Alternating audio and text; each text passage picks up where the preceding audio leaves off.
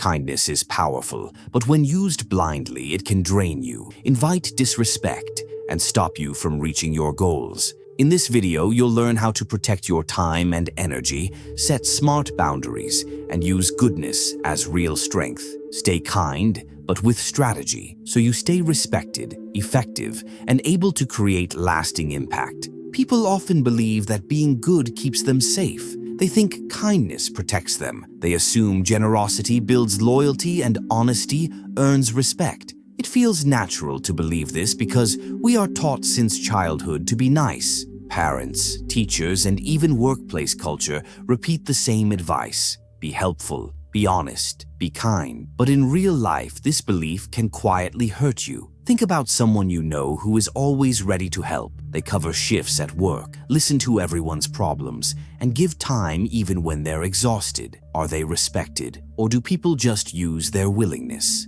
Many times, the nicest person becomes the one who is asked to do more, gets fewer rewards, and feels drained. Being good without limits can make you easy to overlook and easy to use. This doesn't mean you should stop caring. It means you need to understand how the world reacts to kindness. People don't always reward it. Sometimes they take it for granted. Sometimes they push boundaries further when they see you won't push back. The idea is simple. Kindness without strategy is weakness. When you help everyone, you may think you're safe, but you're making yourself predictable. Predictable people are easy to control. They say yes because they don't want conflict. They keep giving even when it costs them. Over time, others learn they can count on you, not out of respect, but out of convenience. Here's a common workplace story. Imagine an employee who is always ready to stay late, fix others' mistakes, and help with every urgent task. At first, managers appreciate it.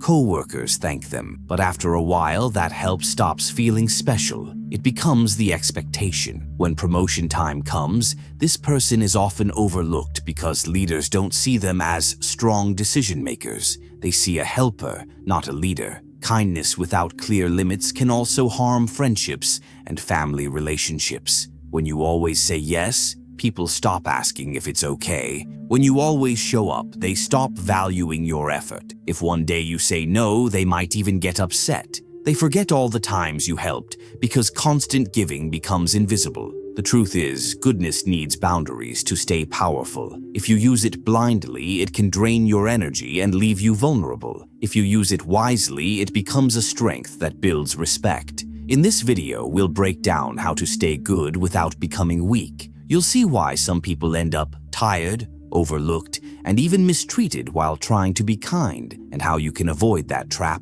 But what if your kindness is quietly making you weaker? Now we'll uncover why good intentions often backfire without strategy. Generosity feels good. Helping others gives you a quick sense of purpose and warmth. People smile. They thank you. At first, it feels rewarding. But if you're always the one giving, something strange starts to happen. The applause fades. Gratitude turns into expectation. Your help stops feeling special and starts feeling normal. This shift doesn't happen overnight. It grows quietly. The first time you help someone, they're thankful. The second time, they're still appreciative but a little less surprised. By the 10th time, they almost assume you'll help. And if one day you say no, they may react with frustration or even anger. Suddenly, you're selfish, even though you've given so much before. This is called the generosity trap. The more you give without limits, the less value your giving holds. People begin to depend on it. They start to see it as part of the background,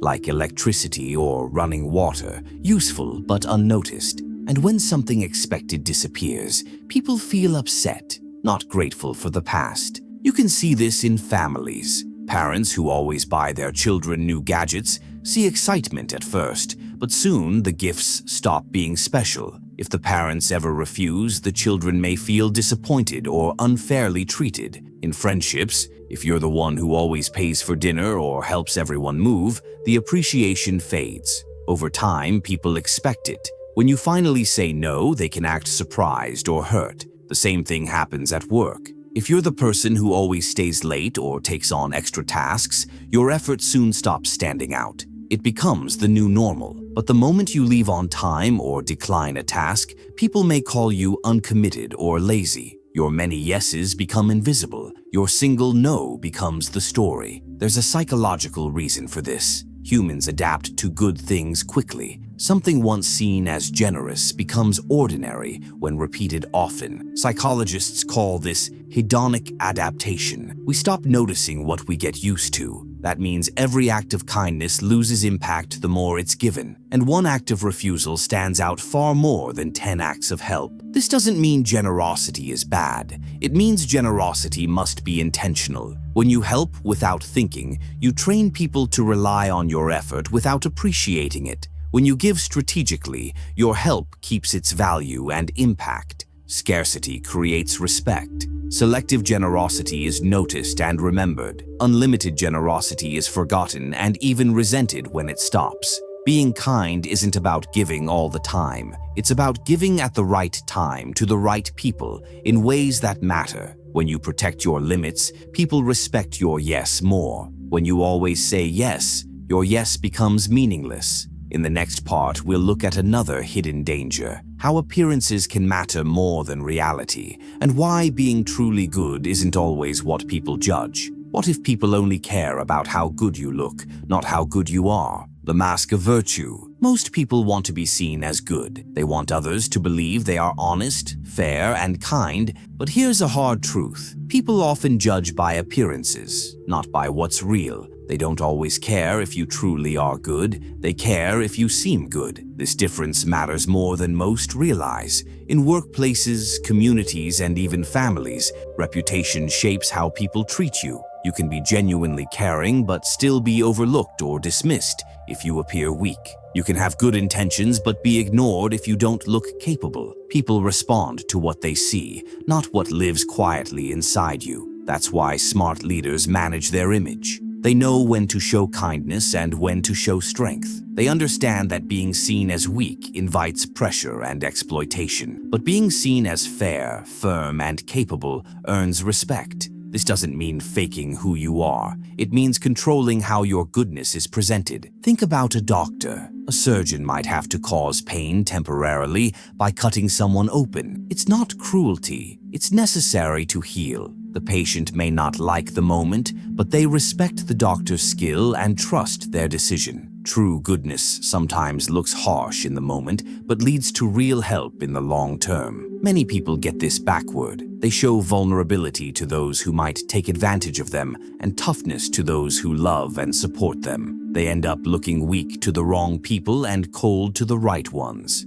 Strategic people flip that. They show care to allies and strength to those who might test or exploit them. Controlling your image doesn't mean lying. It means showing the right part of yourself at the right time. It's about timing and balance. For example, you can stay calm and friendly in a meeting, but firmly say no when someone tries to push past your limits. You can smile while setting clear terms for how you'll help. You can be generous but still hold boundaries. Some of the most successful people mix kindness with quiet power. They don't announce every good thing they do, but they make sure their strength is visible when needed. They don't let others mistake patience for weakness. They let their decisions show they can be trusted, but not pushed around. If you rely only on pure intention and ignore how you're seen, you risk being underestimated. And when people underestimate you, they may take advantage or bypass you. But when you control your image, calm, fair, but strong, your goodness keeps its value. People think twice before testing your limits. The lesson: be aware of how others perceive you. Protect your reputation as someone kind but not weak. Show enough strength to make people respect your kindness instead of abusing it. Next, we'll explore the hidden cost of constantly giving time, energy, and resources, and why saying yes to everything slowly drains your power. Are you secretly draining your own strength by saying yes too often? Now, we reveal the cost of overgiving. Everything you do costs something. Every time you say yes, every favor you give, every hour you spend helping, it all comes from a limited supply of time, energy, and focus. Most people don't think about this. They assume kindness is free because it doesn't cost money. But the real currency of life isn't money. It's your attention, your energy, and the hours you can never get back. When you spend those hours on everyone else, you have less left for your own work, growth, and goals. It sounds simple, but many good people ignore it until they feel exhausted and resentful. They keep giving until they have nothing left. Then they wonder why their own dreams are stuck, why they feel invisible, and why no one seems to care about their struggles. Think of your time and energy as a bank account. Every yes is a withdrawal. If you keep handing out favors, staying late, and solving other people's problems, your balance drops. When the account hits zero, you can't help anyone, not even yourself. You end up tired, frustrated, and sometimes bitter. Airplane safety instructions explain this clearly. Put on your oxygen mask first, before helping others. If you pass out while trying to help someone, now 2 people need rescuing. Life works the same way. If you run out of strength helping everyone, you become someone who needs help. You can't support your family, your friends, or your work if you've burned yourself out. For years, many people try to be endlessly available. They answer every request. They help with every little task. They stay late at work, fix mistakes, and always pick up calls. At first, it feels good to be needed. Over time, it turns into a trap. Projects you care about get delayed. Your personal goals stay on hold. You start feeling used and unappreciated. It's not selfish to protect your time and resources. It's smart. It's sustainable. Saying no to the wrong things lets you say yes to the right ones. Great leaders, successful creators, and strong community builders understand this. They guard their energy so they can use it for work that matters. They choose where to spend their effort with care. This doesn't mean you should stop helping. It means you should help on purpose, not by default. Ask yourself, does this request fit my priorities? Can I afford the time and energy? Will it move something important forward? If the answer is no, you can decline with respect. Boundaries protect both you and the value of your kindness. Kindness works best when it comes from strength. But to stay strong, you must invest in yourself first. Take care of your goals, your health, and your focus. When you're stable and confident, the help you give is more powerful and lasting. Next, we'll explore how to use kindness and other virtues like a tool, not a weakness, so your yes creates real impact. Want your kindness to stay strong and respected? We'll show how to turn virtue into a powerful, deliberate tool. Kindness, honesty, and generosity are not weaknesses. They are powerful tools if you use them with intention. The mistake many people make is believing these qualities should be given freely at all times. They think saying yes to everyone makes them good, but blind virtue often backfires. It drains your energy, fills your schedule with other people's problems, and leaves little room for what truly matters to you. Strategic virtue is different. It means you still care and still help, but you choose where and when to use your goodness so it creates real impact. Think of kindness like a tool or even a sword. A sword sitting on a shelf protects no one. A sword in the hands of a skilled fighter at the right moment can change everything. Your kindness works the same way. Powerful when used deliberately, wasted when used blindly. Start by asking yourself 3 simple questions before saying yes. Does this align with my values and goals? If helping doesn't connect to what matters most to you, it might pull you away from your own priorities. Can I do this without draining myself? If the request will leave you exhausted or resentful, it's a sign to say no. Will this person appreciate and respect my effort? Helping someone who sees your time as endless can lead to frustration instead of real connection. If any answer is no, it's okay to decline, kindly but firmly. If the answers are yes, then say yes fully. Give your best work, your full focus, and make the help meaningful. This way, your generosity stays valuable and memorable. Strategic virtue also means being selective about who you help. Instead of spreading yourself thin, helping everyone a little, focus on helping the right people a lot. These might be people who support you, respect your boundaries, or share your mission. Your effort creates stronger relationships and bigger impact when it's concentrated. History shows this pattern. Leaders who changed the world didn't try to please everyone. They chose their battles and their audiences.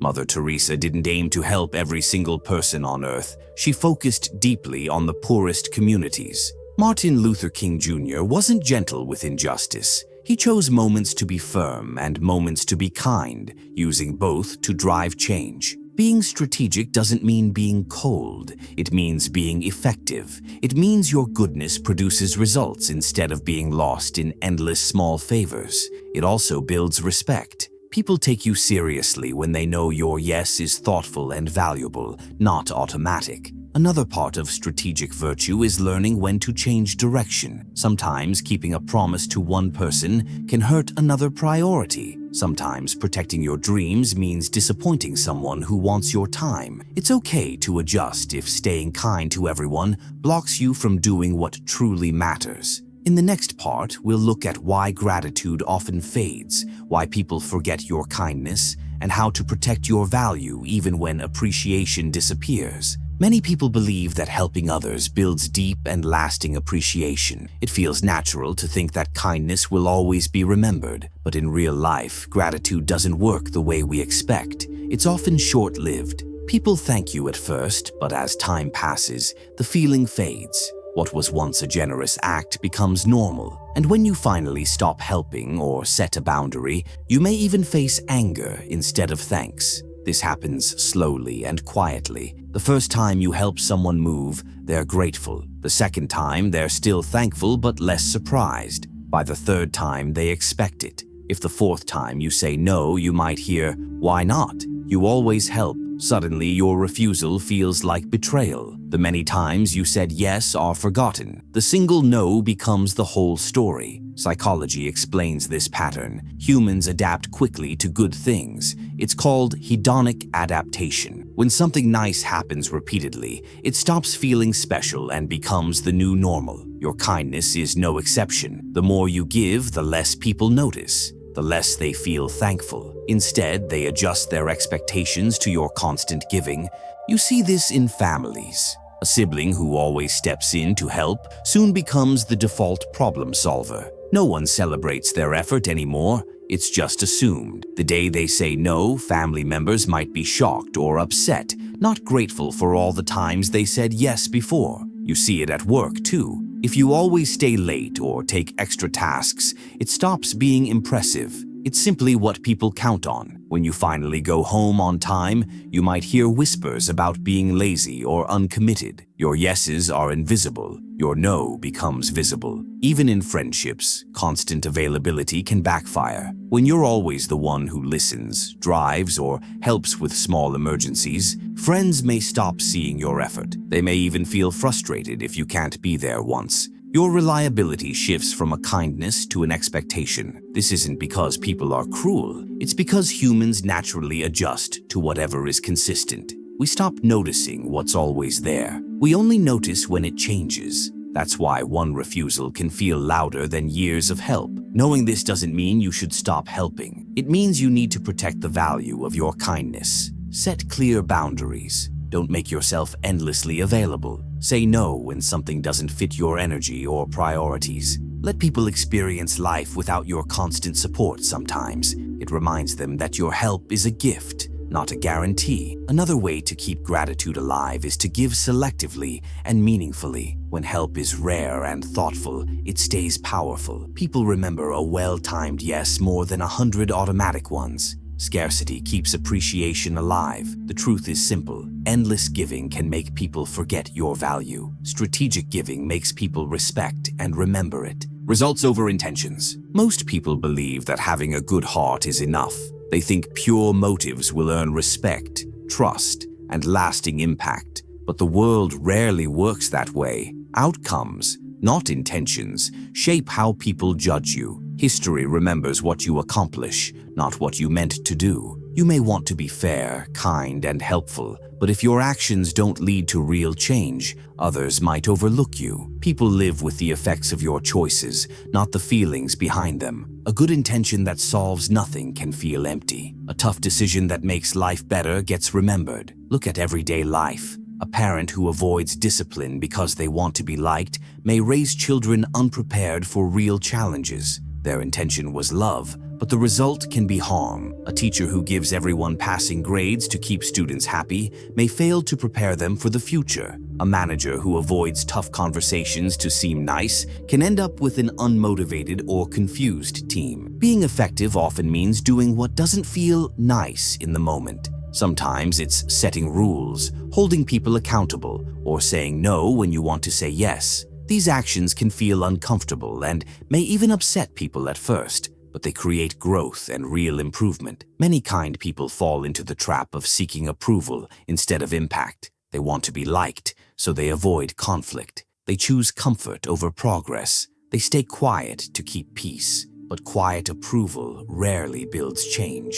Real goodness can require courage, the courage to make hard calls, to be firm, and to accept that some people may not like you right now. Being results-focused doesn't mean being harsh or cold. It means asking yourself, will this action actually make things better? Instead of, will people like me for this? The shift is powerful. When you measure by impact, you stay committed to helping in ways that matter, not just ways that feel good. History shows this clearly. Leaders remembered for good weren't always liked in their time. Some were criticized, misunderstood, or even disliked. But their actions created change that mattered. They helped others in lasting ways, not just temporary comfort. Your personal life works the same way. If you want to be a good parent, friend, or leader, focus on the effect of your actions. Protect people when needed, guide them honestly, and stand firm when it's right, even if it's uncomfortable. Kindness isn't about avoiding conflict.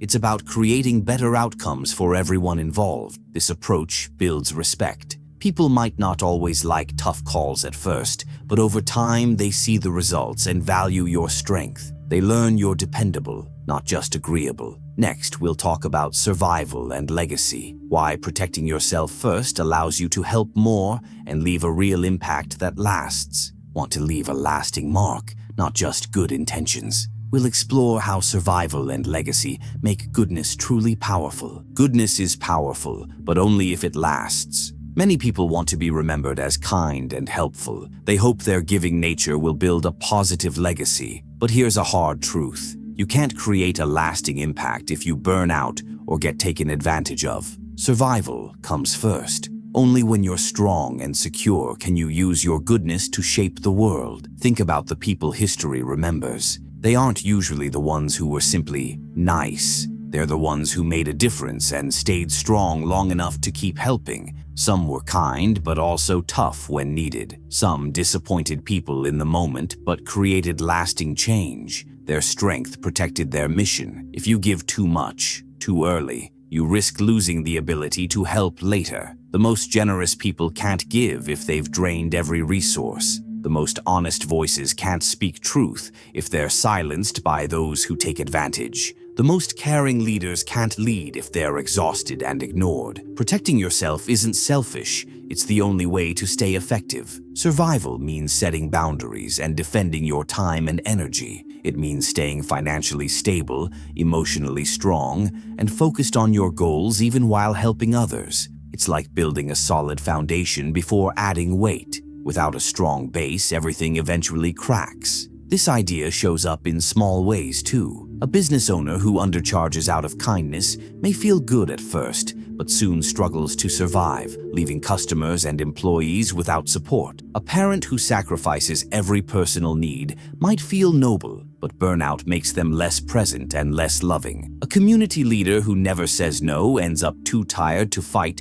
for real change. Strength also protects your goodness from exploitation. People respect kindness more when they see it paired with clear limits. They know they can't take advantage. They know your help is a choice, not an endless obligation. This respect lets your goodness reach further and stay meaningful. Building a legacy isn't about pleasing everyone. It's about creating lasting value. Sometimes that means making hard decisions, saying no to draining demands, or choosing long-term impact over short-term approval. A strong legacy grows when you protect your ability to keep showing up for the work and people who matter most. This doesn't mean becoming cold or selfish. It means being wise. It means understanding that weakness doesn't help anyone. It just leaves you powerless. Strength gives you the freedom to choose kindness without fear. It lets you build something that lasts and protects the people you care about. So, Protect your energy, time, and mission. Use kindness as a tool,